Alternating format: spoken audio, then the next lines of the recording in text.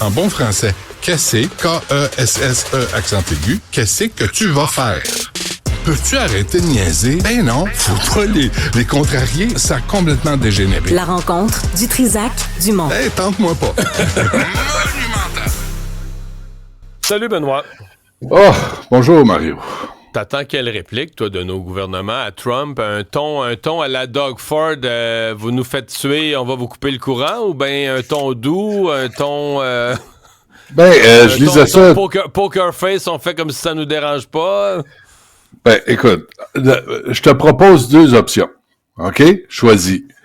Permettez-moi d'être sans équivoque.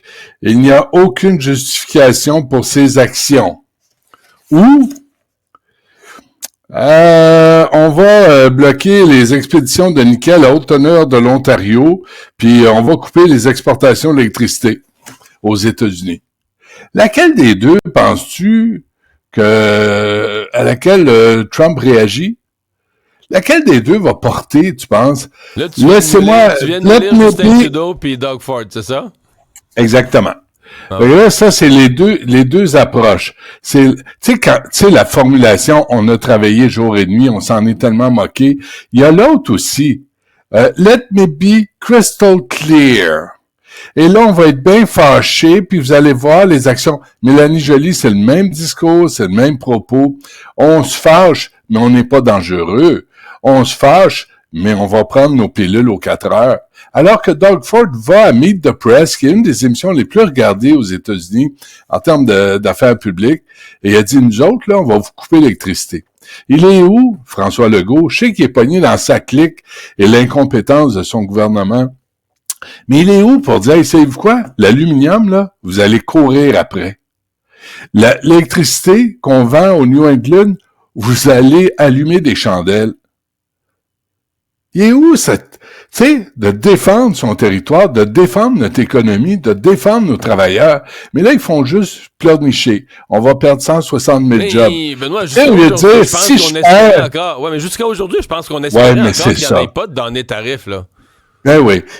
T'espères de pas manger une volée. T'espères de pas manger une claque sa gueule, mais lui, il s'en vient avec ses goons. Même ils sont marché Wall Street ne croyait pas qu'il allait faire ça. Là. Même les marchés avaient l'air à penser qu'en bout de ligne, il ne le fera pas. À la dernière minute, il va reculer. C'est quoi gouverner, Mario? C'est prévoir. Merci. Gouverner, c'est prévoir.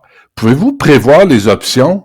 Parce que là, il a prévu juste que Donald Trump dise « Ben non, c'est une blague. Je vais aller me faire trier les cheveux. » C'est pas vrai. Là, on est prêt. La liste... Justin Trudeau va l'annoncer à 10h30 le matin, mais la liste est écrite, la réplique là, est prête, puis 21 jours plus tard, il y a une autre liste, puis la réplique est prête. Là. Est-ce qu'on devrait aller encore plus loin, plus fort? Ça, c'est une autre affaire. Là. Mario, ça, là, il aurait dû le dire hier. Ça, là, il aurait dû le dire la semaine passée. Je t'avertis, là, mon rouquin. Je t'avertis, mon Donald, mon président orange, si tu vas de l'avant, voici ce qui va arriver. Non, t'attends d'être à terre, puis d'avoir mangé des coups de pied dans les côtes pour dire mon frère va venir se battre avec toi. Non. Gouverner, c'est prévoir. Comment ça fait qu'ils n'ont pas dit 25% des tarifs, voici ce qui t'attend, mon gros. Puis au Québec, on est capable de négocier. L'électricité, l'aluminium. T'en as parlé, t'es reçu, les représentants de l'industrie de l'aluminium. Mais non, on fait rien, on attend. Il nous manque les 2 palettes d'en avant, on saigne des gencives, puis là, on dit, là, je vais me battre, là, je suis fâché. Là, il était déjà magané. Fait que, tu sais, je comprends pas, moi. Sincèrement, je comprends pas. J'aurais pas été un bon politicien, je pense. Est-ce que tu comprends ce qui s'est passé à Santé Québec? Santé Québec nous avait présenté un duo de Top Gun, Mme Biron venant du privé, avec un vice-président, un numéro 2, qui lui arrivait du réseau, connaissait bien le réseau de la santé, puis on disait c'est le duo de rêve, là, l'esprit du privé, la connaissance du réseau. Mais là, ça a pété aux frettes. M. Abigail s'est fait mettre dehors. Après 3 mois, opérer le réseau. J'ai une question quiz pour toi. Envoie donc. Il y a rien à gagner, là. Penses-tu, un grille-pain, OK? Oui. 19,99 chez Canadian Tire. Pas sur Amazon. J'y vais plus. Moi, j'ai pas rouvert mon compte Amazon, je te ferai remarquer. Je maintiens là, puis je gagne. Toi, tu serais fier de moi, Mario, parce que Madame Dutrisac m'a dit, t'as même pas idée à quel point il y a les rentrées de dépenses sur ma carte de crédit ont complètement arrêté. Sincèrement, j'achète plus rien. Tu sais, des achats impulsifs, là, zéro. Fait que j'ai hâte de voir le résultat final. Non, mais je suis sérieux, là. Je vois sérieusement la différence sur ma carte de crédit. Ouais? Oui. Non, mais c'est bon. Sincère, je niaise pas, je suis sérieux. Penses-tu que j'achète pas beaucoup en général. L'achat compulsif, c'est pas mon plus gros problème dans ma vie. Mais quand t'achètes, reculer d'un pas, ça déménage. Peut-être pas, hein? Okay. Oui, donc, t'allais parler de monsieur Dubé. Penses-tu que M. Dubé savait qu'aujourd'hui, le 4 mars, on allait pas mal tous parler dans les médias des tarifs imposés par Trump et que M. Abergel, ça passerait un peu plus en dessous du radar? Écoute, je pense pas que c'est prévu. Je pense que ça a vraiment pété au fret. Non, je pense que ça a vraiment pété au fret. Parce que là, ce qu'on comprend, c'est que Mme Biron, elle voulait elle veut centraliser les décisions. Puis M. Abergel, il voulait laisser les établissements décider un après l'autre. Là, moi, je lis ça, là. Il y a un bout, je comprends qu'ils se sont pognés solides. Je sais pas exactement sur quoi. Ouais. Il y a un côté de moi où je me dis, tu sais, peut-être que c'est juste impossible. Peut-être que M. Abergel, tu sais, sa connaissance du réseau là, qu'on voyait comme une qualité, parce qu'elle est... Peut-être que Mme Biron, elle veut juste faire d'autres choses. Ce qu'ils ont fait, ce qu'ils sont habitués de faire dans le réseau, là, peut-être qu'elle, elle se dit que c'est exactement ce qu'il faut plus faire, ou ce qu'il faut pas faire, ou ce qu'il faut arrêter de faire. En tout cas, j'ai hâte de voir la différence. Est-ce qu'elle va se pogner que le prochain, là, on va y nommer une autre personne qui connaît le réseau? Ouais. Est-ce qu'elle va se repogner avec? Puis là, à ce moment-là, peut-être que c'est elle qui a raison. Peut-être qu'elle est en train d'implanter des changements, mais tu comprends qu'elle rencontre la plus grande force de résistance de l'humanité, là. Ou peut-être qu'elle connaît pas le réseau. Peut-être qu'elle sort d'un laboratoire, puis elle sait pas ce qu'elle fait. Puis on la paye plus d'1 demi-million par année. C'est possible. Puis on voit pas la différence, Mario, là. Tu sais, la semaine passée, je parlais en Abitibi-Témiscamingue, une petite fille de 7 ans qui couche à terre parce qu'il n'y a pas de lit. Elle a passé 5 jours à l'hôpital. C'est sûrement pas pour un ongle incarné. Il y a les exemples où ça marche pas plus dans les établissements de santé à travers le Québec se multiplient. Puis là, Mme Biron, là, moi, elle donne pas d'entrevue, elle rend compte à personne, elle s'en vient dans sa Mazda à 2300 $ par mois, tu sais, en location. Elle s'en vient, puis elle vient décider pour nous autres ce qui est bon, ce qui est mauvais. Elle n'était pas disponible à nos heures. Là. Moi, je pense qu'on va avoir une entrevue avec elle. Moi, je suis confiant, mais là, ce matin, elle n'était pas disponible à nos heures. J'aime ça, toi, Mario. T'es positif. T'es optimiste. C'est bon, moi, ça me rend meilleur. Bon, tu vois. Il y a M. Trudeau qui avait promis et voté là, de mettre fin à la pratique, ce qu'on appelle dans les prisons le trou, là, l'espèce d'isolement. Et là, ce matin, il y a une histoire qui nous dit que ça continuerait. Il semble qu'il y a des reportages qui démontrent que ça n'aurait pas été une pratique complètement arrêtée. Écoute, j'ai tellement des larmes qui ont coulé ce matin en lisant la presse. Écoute, on a changé ça pour unité d'intervention structurée. Là, on parle du nombre d'heures où les détenus doivent voir le jour, puis tu sais, je suis pas pour la torture, je veux pas qu'on torture les gens, mais si t'es rendu dans un pénitencier, c'est que t'as commis un crime grave. Ouais. Et si on t'envoie dans le trou, c'est qu'il t'a fait d'autres choses.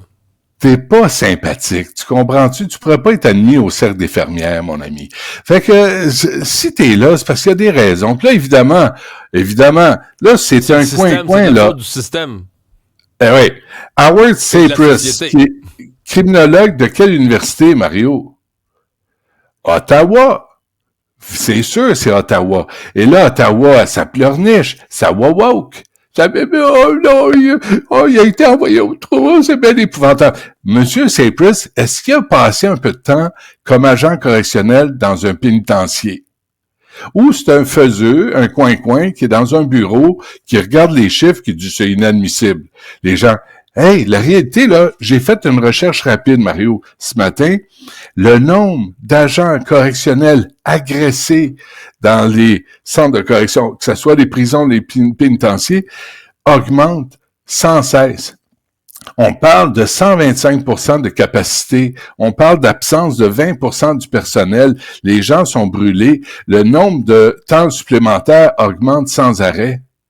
Ça va pas bien. Pendant ce temps-là, on se dit, là, les Blancs passent X pourcentage de temps au trou. Les Autochtones, les Noirs, les Roux, les Bossus, les unijambistes. C'est quoi le grand portrait de ça? D'abord, est-ce on veut protéger d'abord les criminels avant les agents correctionnels? Écoute, ils mangent des volets. Il y en a un qui s'est fait poignarder à 15 reprises. Tu te souviens celui qui a mangé une volée? Non, mais à Sorel, ils n'ont laissé un entre la vie et la mort, là. Oui. Monsieur Sépril, c'est sa gang. Dernier rapport que nous faisait Félix Séguin, on savait pas s'il allait revoir, là. On savait qu'il allait survivre, mais on savait pas s'il allait avoir la vue. Oui. Alors, tu sais, moi, je comprends, là. Les détenus ont le droit de conditions de détention qui sont correctes. Mais quand t'es rendu à pleurnicher sur les plus pires des plus pires, comme dirait Jean Chrétien, je trouve que là, on manque la cible. La cible, là, c'est le système en général, ce qui est en train de péter aux frettes. C'est ce que je lis partout, moi. Quand on fait des entrevues avec les syndicats des agents correctionnels, c'est ce qu'ils nous répondent depuis au moins 15 ans. Ouais. Non, mais moi, dans ma tête, là, c'est con à dire, mais c'est... Le trou, c'est une chose, mais la menace du trou est quasiment nécessaire dans l'esprit de ce que tu dis, là. Tu sais, que les agents correctionnels aient... Ben oui. Une menace à faire, là, de dire, regarde, là, si tu te comportes comme ça, si tu me frappes, si tu m'obéis pas, si tu... Sinon, de m'étrangler. Sinon quoi? Sinon, je veux dire, le détenu a toujours le dernier mot en dedans, là. Justement, faut qu'il y ait des... faut qu'il y ait le son du jour. Je pense qu'on va en faire une par jour. Oui, faut qu'il y ait des conséquences à tes gestes. Oh non, je suis pas d'accord. Ce que Justin n'a jamais compris. Si tu appliques ça dans toute la fonction publique, que chacun commence à avoir des conséquences à ses gestes, puis être responsable de ses gestes, Benoît, permets-moi de rêver. Je vais terminer ferme, là. Des conséquences, c'est non. Oui. Oh, mon Dieu, excuse-moi, Mario, je recommencerai plus. C'est bon, je suis désolé. OK.